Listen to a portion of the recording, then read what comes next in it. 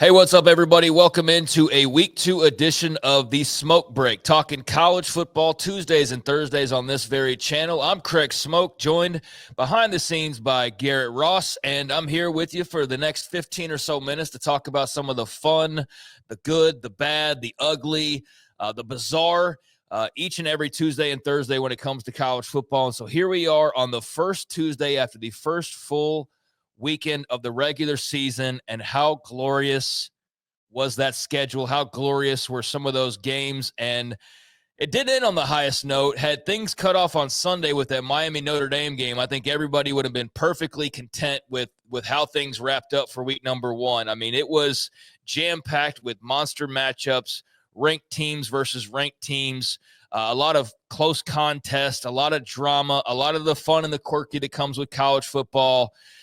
But it didn't end on exactly the perfect note. It didn't end on that Miami Notre Dame game, which very well could have been, and in a lot of people's opinion, was the best game of the weekend. No, it ended on an absolute stinker, but it didn't stink so bad if you're a fan of the TCU Horned Frogs or the Big 12 Conference, or if you're just anti-Bill Belichick and his girlfriend and all the storylines that come with that. If you are pro those things I just mentioned, then it was a glorious ending to the weekend as TCU romped all over Bill Belichick in his college coaching debut in North Carolina in Chapel Hill in front of a national TV audience. And I couldn't help but snicker as TCU basically forced the broadcast booth into a situation where there were 8 minutes left, if not a little bit more than that, in the third quarter. And you knew that they were going to have to fill about an hour's worth of time with absolutely nothing to talk about good when it came to the Bill Belichick storyline. And you could tell they also really didn't come prepared to talk that much about TCU to begin with. So weren't really keen on talking about the Frogs all that much when it came to this game because the opponent was so much more interesting, let alone when they are suddenly given a bunch of, well, non-competitive football, and they have to fill about an hour and a half of a broadcast. So I got a chuckle out of that because I don't think that that was ever the plan. I don't think that that was ever the expectation, but I don't know how it wasn't. Now, I didn't predict TCU to win in the fashion that they did by that margin of victory, but I don't know how anybody walked into that game and thought that North Carolina should have been favored or should have been picked as the winner. Outside of Bill Belichick being their head coach, I have absolutely no idea what North Carolina has done now, recently, or in the last 10 to 15 years to make you think they're a better program than TCU, much less when TCU is not coming off of some season where they're replacing everybody and they're down to the nuts and bolts and they're rewiring everything. No, TCU's got their future NFL, perhaps first-round pick quarterback back, and they've actually retooled, if anything, from last year. So of all the big games this weekend, that one to me was the most easy to predict and the surest bet, and sure enough, TCU made that look very, very easy. But it was a bit of a stinker, no doubt about it, to close out what was otherwise a very competitive college football weekend. And, man, it was so good to have it back this weekend. Now, the Frogs win 48-14. They absolutely roll. I think they're going to be big-time players in Big 12 contention, but there were a lot of other great games this weekend as well. And so let's just kind of run down some of those. And I'm going to go based off of especially the handful of games that we picked last week on 365 Sports and just kind of go over my own picks. Now, I thought that at one point I was looking at an 0-5, perhaps a 1-4. I ended up with a 2-3, and that's not very good, but I'll be damned if it's not better than some of my compadres. There were some 0-5s this past weekend, and when you have great teams first week of the season and they're kind of coin flip games to begin with, I mean, the odds can be against you, but, man, what a sight it was to see Texas and Ohio State, and to know that we also had LSU and Clemson and all of these great games. But I'm interested to see if the picks improve with a little bit of evidence now as we enter week 2. Are we all going to peg Oklahoma and Michigan exactly right now? Maybe not. Maybe we're looking at more 0-4s or 1-4s or 2-3s. I don't know. But I was a 2-3 guy this weekend. And looking at my picks, Ohio State, Texas, Ohio State with the mightily impressive defensive effort against Arch Manning in Texas, 14-7 victors in Columbus. I mean, this to me was an absolute coin flip of a game. I don't know that any of us expected something so low scoring, and to think that 14 of the 21 points scored didn't occur until the fourth quarter, and for Texas, not until the game was practically over with, did they get their first points on the board. Arch Manning, as everybody knows by now, not sharp, not very accurate either. Looked like a guy who was just Joe Smith, not necessarily the next great quarterback in college football.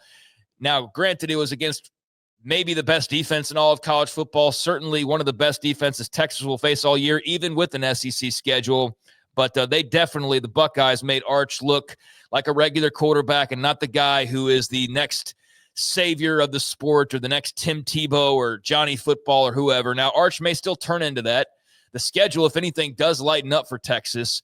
But very interesting to see Ohio State just kind of put the clamps on him and to see him be human with all the talk this offseason. I think Texas is going to be perfectly fine because, again, I don't think they're going to play too many teams that are as good as Ohio State. But Ohio State definitely deserving of that number one ranking if that's what comes down here in a little while we record or right after we wrap up. Couldn't time it properly to get that top 25 poll in, but very impressed by Ohio State's defense, very impressed by Texas' defense. Both offenses have some things to work out, but both offenses faced some stiff competition on the other side of the football. So I think both teams end up in the playoff when all was said and done, but a really nice win for Ohio State. I got that one wrong. I picked Texas. I default to them even as an Oklahoma fan, almost like a reverse psychology thing, but it didn't work in this case, so I got that one wrong. Another one I got wrong, LSU 17, Clemson 10. Should have known. I had a front row seat, a first or front. I'm just going to have a first row seat to LSU's maybe launching pad into this season, the Texas Bowl victory over Baylor when they were still armed with Garrett Nussmeier at quarterback, but had a lot of their younger guys playing because of injuries and also because there were a lot of bowl opt-outs and what have you. So we kind of got a glimpse, the guys in this room at least, a front row glimpse of what LSU could be cooking with this season. And it was impressive. But I don't know. I just defaulted to the Clemson preseason hype, to the way Cade Klubnik really improved last year, to more of the Clemson preseason hype, and also to home field advantage. And quite frankly, I need to recalculate how I do things because LSU rendered that home field advantage moot. And even though they had to stage a little bit of a comeback there at the end, LSU to me was I thought they were the better team throughout the game, and it was that home field advantage and just some things here and there, like, I don't know, maybe some bad officiating at times that kept that game relatively close and in Clemson's favor there for a little while. But when all was said and done, I don't think there was any debate about who the better team was. And if they played 10 times, I don't think there's any 10-0 winner, but I would take LSU to win 6, if not 7 of those games. I think Clemson takes a step down in most people's minds with this result. Cade Klubnik definitely needs to play better moving forward for Clemson to reach their ultimate goals. I think they'll be okay. I think they ran into one of the better teams in all of college football. I think LSU coming into the polls, I would have no problem having them surely squarely in the top 5. But how high you want to go? I wouldn't go number 1, but 2 or 3. I think there's a very easy case to be made there with the way they didn't dominate, but the way that they kind of in some ways did dominate or dictate Clemson in what was a close game, but ultimately one where I felt like, yeah, LSU was definitely the better team, and LSU is one of the best teams in the entire country. So got that one wrong. Not too happy about that, but it happens. And another one I got wrong. I promise I got some right. There were other guys on shows that we do that they would have 5 consecutive of these, so I at least feel good about that, but got the Florida State-Alabama game all the way wrong as well.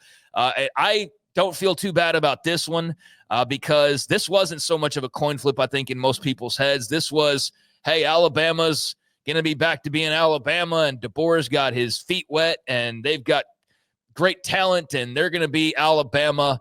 And Florida State, well, last we saw them, I mean, they were just a mess, right? 2-10 last year. Norvell on the hot seat. They bring in Castellanos. And I think Thomas Castellanos is a good player, but, man, did he look fantastic against Alabama and backing up his trash talk from the offseason. He got called out on it. And to his credit, he stood up and he stood 10 toes down, and he got the job done. So Florida State, mightily impressive. I wouldn't launch them into, like, the top 10 by any means, but I was very impressed, and you do now have to take them very seriously, and they should be squarely in the top 25. Meanwhile, Alabama, do they fall out? Where are they in the grand scheme of things? Is this a season where you're actually looking at like Alabama losing 3 games? The fact that you have in mid-third quarter people talking about the contract stipulations for Kalen DeBoer is never a good sign in week 1 and something unheard of in Tuscaloosa, Alabama. But Florida State put it on them and really beat them down, and I was mightily impressed by that one. So got those games wrong and not feeling too good about that one, but did get a couple of them right. Miami over Notre Dame. I'm not the biggest Carson Beck fan in the world, but I did trust him over CJ Carr, the devil you know rather than the devil you don't. And Carson Beck played really well in that game. And so Miami looking like they were going to throw up all over themselves and deliver another classic Cristobal choke job, instead able to hang on and get the victory with the big clutch field goal there at the end. That took some stones to make that, because in college, kicking is never a guaranteed thing, as we all know. So thought Miami was going to let that one slip away. I think Notre Dame's a really good team. I think CJ Carr is going to be a fantastic quarterback for them. He's just young. He's going to make mistakes like the intentional grounding call that really killed them. But I think they're going to be A-okay in the long run, and I think the Irish are in the playoff at the end of the year, much like other teams that lost this weekend, like a Texas, for example, and perhaps a Clemson as well. Miami, I don't fully trust them, but I do think they're in a much better spot than in years past. Now, they had a great quarterback last year. We'll see with Carson Beck. It's just one game. But I do think that was a good omen that they were able to win that game and take care of business and hold on and not choke it away. So very impressed by Miami and their ability to hang on and get a big home victory. And now they are definitely one of kind of the flavors of the month. I feel like people believing that they can now trust the Canes moving forward. And then the final game, Auburn and Baylor. This one in Waco, got to actually be there in person for it. And all along, I just trusted that Auburn was going to be a little bit stronger, a little bit faster, a little bit deeper. And I just didn't bank on Jackson Arnold killing them with his legs as much as he did. But he did thrash them with his legs to the point of wondering about Dave Aranda and his just defensive prowess at this point. And I know that's a crazy thing to say, but when a guy keeps doing something over and over and over again and you don't seem to do anything about it, it does raise questions. And there were a lot of questions on Friday night about the state of Baylor's defense at this point in the Aranda tenure.